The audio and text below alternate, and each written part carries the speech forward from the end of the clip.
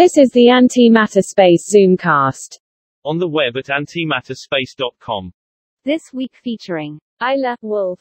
Any thoughts and ideas expressed in this broadcast are those of the speaker personally and may not reflect the opinion of any organization with which they may be associated. Hi, this is Anthony from Antimatter Space. Today we're talking to Ayla Wolf, who is about to start working for an engineering company in Germany and is also involved with the SGAC, and she'll tell us what that's all about. Hi, Ayla. Hi, Anthony. Thank you for having me. I'm so excited. Oh, you're very welcome. So please, why don't you dive in by telling us a little bit about yourself? Yeah, gladly so. You already introduced me. I'm Ayla Wolf. I'm based out of Germany, and other than contrary to many other people in the space sector, I have not as much international experience as others. I've always lived in Germany, aside from living in India for a year for my voluntary service year. When I returned from that, I started studying. I started off with service management, which is basically a fancy way of saying economics and management, but for the service industry. Mm-hmm. I started that and I finished that, but I very quickly noticed that for me, there was something missing. Like economics, it's all about the numbers and all about efficiency and all about optimizing and so on. But to me, it kind of lacked the human factor. Optimizing numbers in and of themselves is not really important. Like the numbers don't care if they go up or down. It's people behind that care about something of that. And I felt that was always missing. So after a lot of introspection and after working for a year, I decided to return to university, study again. And this time, something completely unrelated. I went for philosophy and cultural anthropology. And this is where I fell in love with space again, actually, which is a bit uncommon, I guess. But we discussed a discipline that's called Science and Technology Studies. And basically that is looking at technology, but from a societal standpoint, from a philosophical view, but what does that all mean to us in our society? And that is when I realized for the first time that space, which has always been for me something of like dreams and science fiction and or just the realm of engineers and hard science people, is actually something that belongs to all of us and plays a huge role in all of our lives. So yeah, it made science not so scary anymore, but something to be appreciated. And with that, space was not fictional anymore, but very much factual. So yeah, that's how I came to the space industry. That's fantastic. So what role do you play and what activities are you involved in around the space program? I was first thinking like, I'm so new, I don't know anything about space, I just research it. But in November last year, I joined the Space Generation Advisory Council.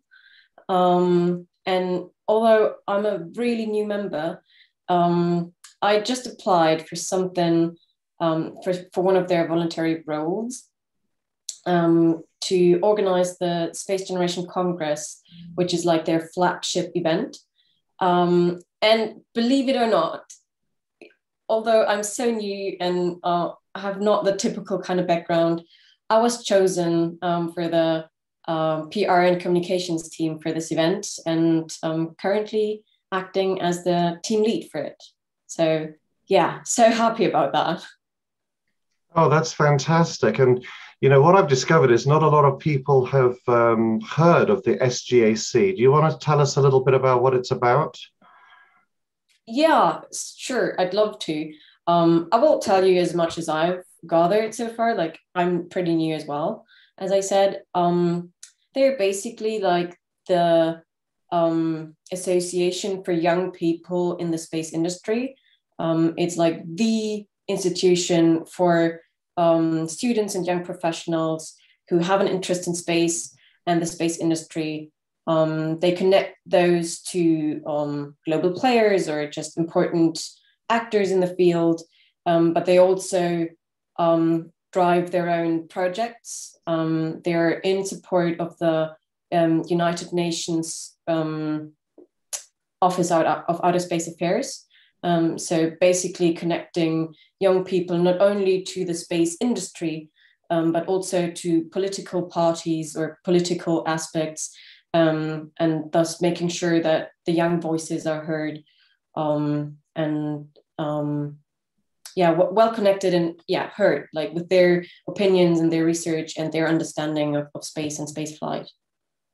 That's fantastic. So I'm just curious to know what do you know excites you about space? What do you get really excited about when you see? We just learned this morning that the SpaceX has launched its third capsule into space with astronauts, and one of the astronauts is the wife of the other astronaut that went up the last time, or the first time. So I was pretty excited to hear that. But what actually excites you? What do you know? What do you lie there dreaming about in space? I guess here I'm a bit uncommon as well. I like watching rocket launches and stuff, but for me, they're actually not the key point. For me, it's space as the opportunity to look back on Earth and find our own place in this whole story.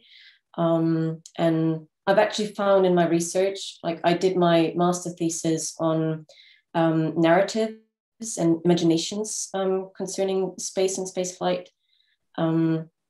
That one key point whenever we talk about space is actually looking back on Earth, like it's really literally lift off to touch down.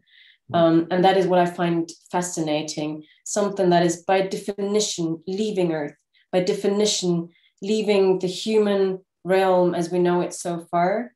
And yet it cannot help but look back on the planet that we evolved on and that made life possible. So yeah, for me, it's really a lot about humanity and society and asking those big questions.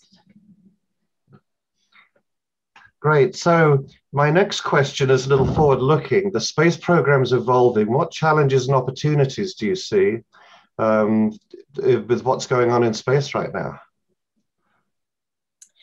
I think challenges and opportunities usually go hand in hand. Mm-hmm. So for me, in this regard, going back to society again, a big challenge is taking all of society with us, not like literally into space, but on this journey.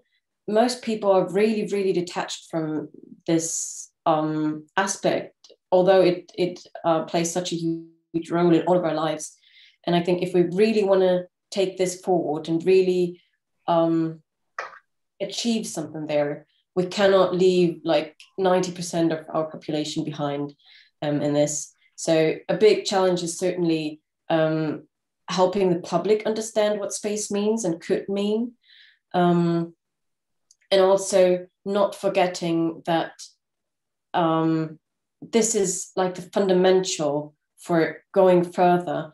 You know, so many people like sci-fi movies and those post-apocalyptic storylines where humanity is faced with great hardship, overcomes it, and builds better future and a more human or more caring society later on. But why do we have to go through such crisis to make something better when we can talk about it beforehand and possibly never slide into such a crisis? And B, if we are not prepared to talk about what is important, and if we're not taking everybody into this discussion, there will be, for certain, like a two-class society, a divide of people that get it or that are involved and that can benefit basically from it, and people that never know that there's something that plays such a huge role. And I see, like, I like to compare it to cars, really. you do not have to know how a car is built to be part of the car driving population. Similarly, you do not have to be an engineer or an astrophysicist or whatever to be part of this space generation. Even further than that, like you do not even have to drive a car to understand that that it holds huge potential in making life easier and transportation and whatnot, but it also holds a huge challenge and threat when we talk climate change and whatnot. So in this regard, space is the same. Space holds huge potential, but also how we deal with it can be a threat to other things. And only if we talk about these things beforehand and try to figure out where we are heading, we can direct this heading into the future. Yeah, that was a bit rambly, but that's basically it. No, that's very good, because I want to pick up on something you said in there about how space will be open to more. There is a global perception right now, of course, that, you know, space is really reserved for people who have STEM backgrounds, you know, science, technology, engineering, and math, I guess, to finish. But what I found, including you, is just a ton of people who are very enthusiastic about the space program, but don't have those backgrounds. In fact, we were talking about Clubhouse before, and I've been on some Clubhouse chat rooms, and there are many people there who have backgrounds who, and some people are even the moderators of the room, who have backgrounds that just aren't in space at all, or that's what their work is, not in space, but they just have a deep interest in what's going on. And some of them are very knowledgeable, way more knowledgeable than me, even about, you know, what's going on right now and certain things. So what opportunities do you see for those non-STEM people in the future to participate in space? I think space is just a mirror of society. Like I cannot think of one profession that could not be of use or in support of space endeavors. Like not one. It does not matter what you have learned. You can bring something to the table. It's just finding the ways where you could contribute or where you would want to contribute. Like you could be a communicator, but you could also be a management person. Like you could be a chef and work with ESA or NASA or any of those agencies to provide the best food for our astronauts, for example, which has the most nutritional value, that still tastes good. Like, yeah, I cannot think of one thing that would not be important. It is about you wanting to contribute to that. And I will grant that it is also about research and trying to figure out your role, because the perception of space being very, very exclusive and very technological comes from the background that is what is being portrayed, and you don't necessarily see all those other roles of architects and designers and biologists and communicators, management people,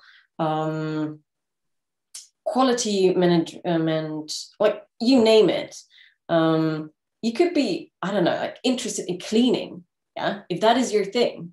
Well, space, like the ISS, for example, has a huge need for understanding how this could work in another environment. The ISS depends on being clean and not small particles going into filters or damaging equipment or anything. So the potential is where you want it to be. If you want to be a part of it, you can, no matter what you do. Oh, that's fantastic. Yeah, you know, there's somebody in one of the other interviews made a comment about, you know, the pilgrims when they first came to America on the boats. You know, they didn't just have sailors, but they had all kinds of other people, chefs and house builders and all the people that they needed to, you know, start a life in the new land. So I want to switch gears a little bit, and I want you to put on your imagination hat here, because you'll be around for the answer to these questions, and I may not be, at least for the second one. But if we look 20 years down the road or 50 years down the road, and if you look up in the sky, what do you think is going to be happening in space? So 20 years around would be 2041. 20 to 41. Right. Or 2071.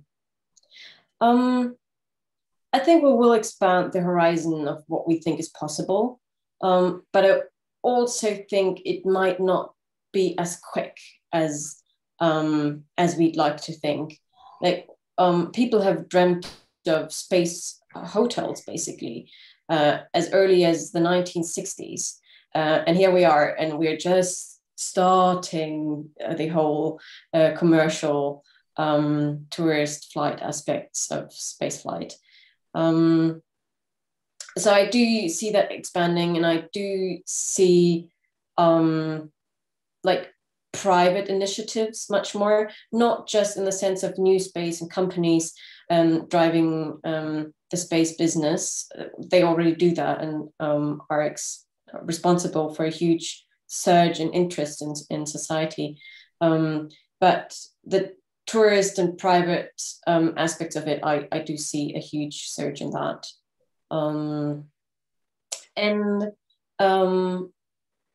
As sad as that is, I see a lot of political debate around it.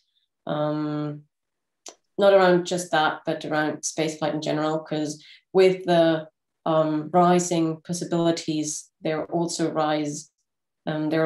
questions that need to be answered in terms of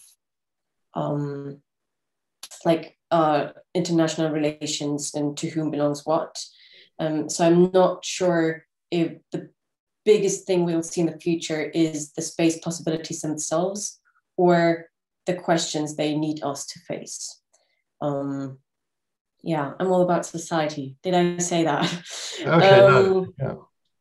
Yeah, but definitely, like technological advancements for sure, just not as quickly as we would probably like it to be. Okay, that's very interesting. Well, we're getting close to the time to wrap up now. Do you have any further thoughts or observations you'd like to provide our viewers? I'd like to point out that for everyone, there's a place in space, not just in the space industry, but if you have just an interest in space, that is all right. Like you can share your opinion on it without ever setting foot in a company that has anything to do with space. And I think you should, because we need all of our understanding of the world and all of our opinions to go into this future. And even if you're like critical of it, or if you have doubts about some things, that is important to share as well. So yeah, whatever is your background, space needs you. Oh, well, that's fantastic. That's a wonderful sentiment to end on. So we've been talking to Ayla Wolf, a space buff and SGAC communications specialist from Germany. Ayla, thanks very much indeed.